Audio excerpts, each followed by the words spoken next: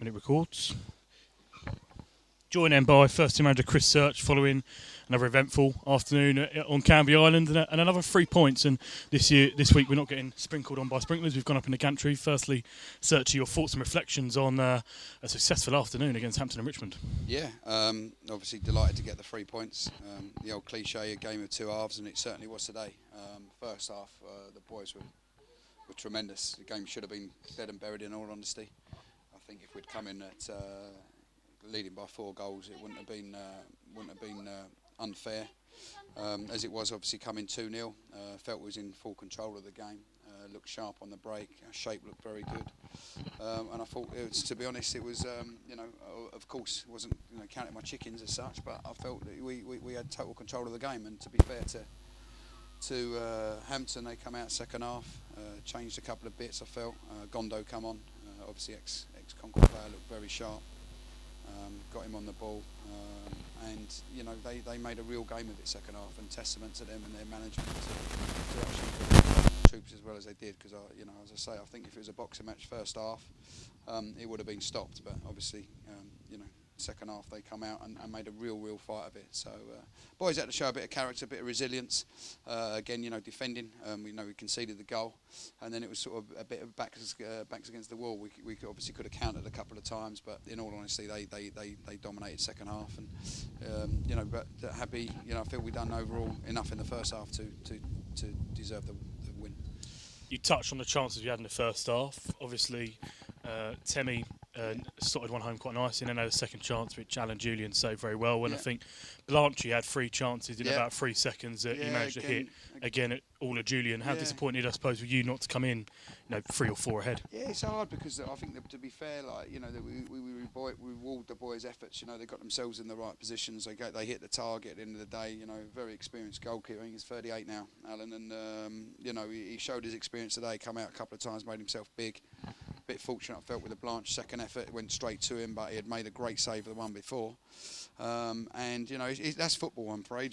Sometimes they'll go in and sometimes they won't. If you're playing against an experienced goalie, he's played at phenomenal level. To be fair to him, you're going to have to hit the sides and the corners. And unfortunately, we didn't with the chances we missed. But that's football.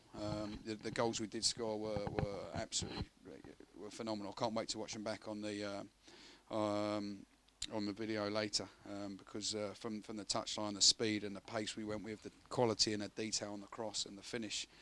Temi's first one in particular, it was really good, really good counter and things we've been working on. If you'd seen the sessions that we set up and the way that we structured a team to try and do certain things, I won't go into too much detail, but it paid off today, and really happy with Temi and Lamar getting on the score sheet.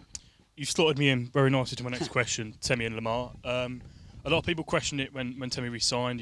Maybe last season he didn't reach full cylinders. That maybe is what he expects of himself, some other people had expected. But this season, the start, the first 3 games, those 3 have formed quite a formidable partnership, which is, up there at the minute as being one of the most prolific in the division. What are your thoughts on those 2? Yeah, I think firstly on Tem, I think we got to understand. Temi's a young lad still.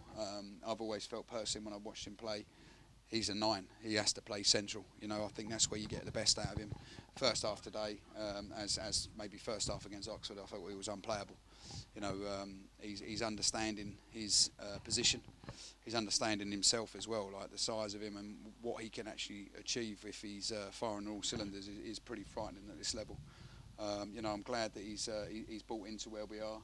And rightly, he's getting just rewards for his effort and sort of application at training, that he's coming away and scoring the goals he's doing, because it means he's getting rewards for the hard work that's going on behind the scenes. Today was just the icing on the cake for me. It was a fantastic goal, but as I say, if you'd seen the work rate and his effort going in behind the scenes at training, timekeeping, a big thing. He's actually on time, which is fantastic, and he's playing with a smile on his face. I think this is the big thing that we're trying to get across, is that the boys are enjoying their football. We're a good side, we're a good club, but most importantly, we've got a real good work ethics amongst us, and the boys are all buying into it. Yeah, you talk about a smile on his face. Within 30 seconds of him entering the dressing room, he's already on his phone retweeting the Yeah, goal of course, tweet that I'll we'd see put that. out. Yeah, no, that's Temmie. That's Temmie. But you know, they're allowed at that time. They can have their moment. Moving on to Lamar, the second part of your question, Lambs. You know what Lambs is like. You know, he's. You saw him today at times. He's very gifted. You know, he's got loads of ability. Again, he's another one putting a smile on his face, making him enjoy his football. He understands the role he plays within the team, and understands the importance of it. You know, today when Lamar went through to cross for, there's no one can touch him in the league. You know, it's as simple as. So, you know, if we can get him in them pockets, get him in them spaces, we know what a player we've got in our hands. And you know, Lamar again, like Temmie's been a real revelation for us this year, and glad that we managed to secure him. I want to touch, obviously, first half, going forward, we were superb, and Hampton, you know, were struggling to deal with us defensively in the midfield and obviously going forward. But second half, it was maybe a different affair. You said yourself that you could hear Gary McCann tearing into his side. He didn't seem happy on the sidelines.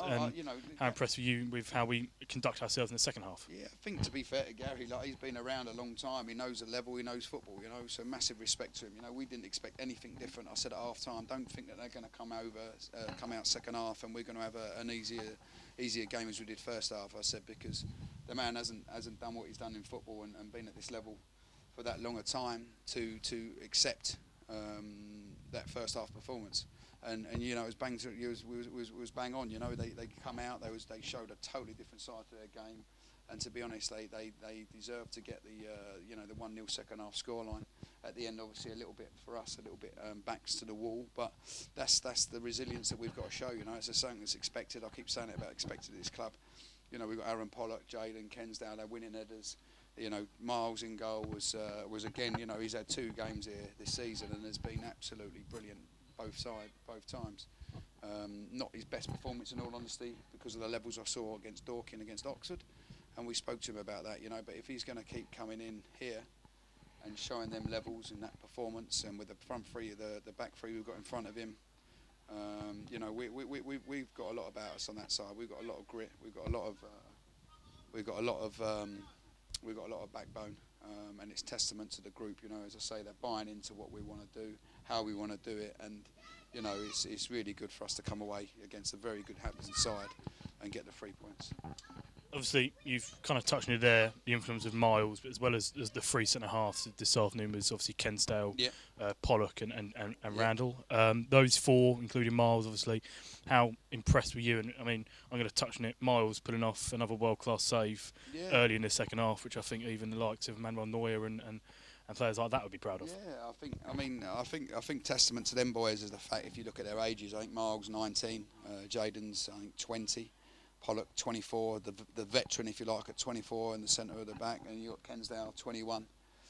You know, like they young boys playing National League South football, and at times dominating, really dominating the opposition. And you know, it's credit to them. You know, obviously we're giving them the foundations for them to go and do it, but to actually do it is a different matter. You know, it's right saying go and do it, but you know, the last 3 games, I mean, against other than Oxford, you know, take that back, maybe it was a little bit sloppy, but we've shown some real resilience, some real quality, and you know, with an average age of probably, I don't know, 21, is great. You know, we've got a real young hunger about this club, about this group, and it's exciting at the moment.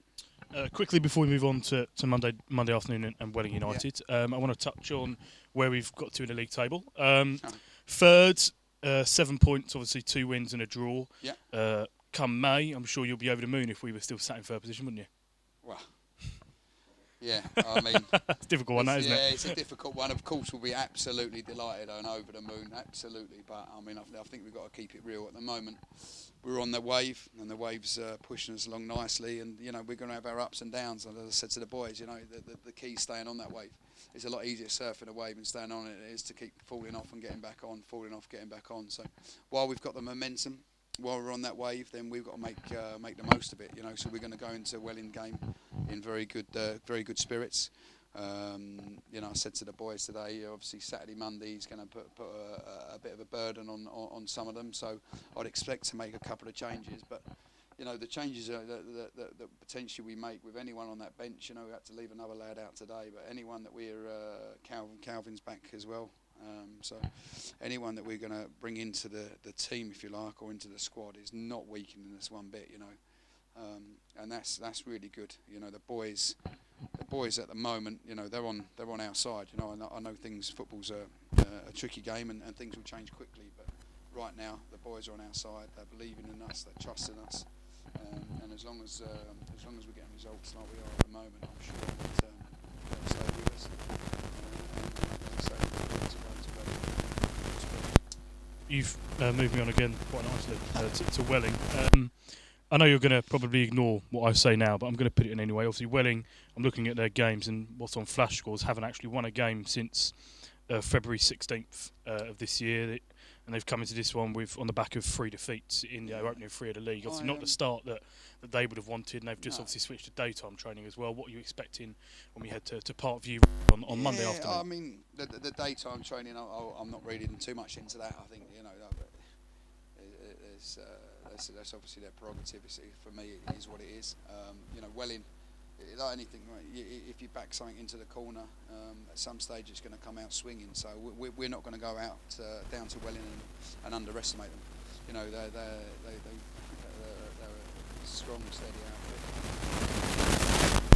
At this level, anyone can beat them. We've only had 3 games. We're not getting carried away with ourselves. We're going to respect Welling, as I've always said. We respect anyone at this league. You know, we don't fear anyone.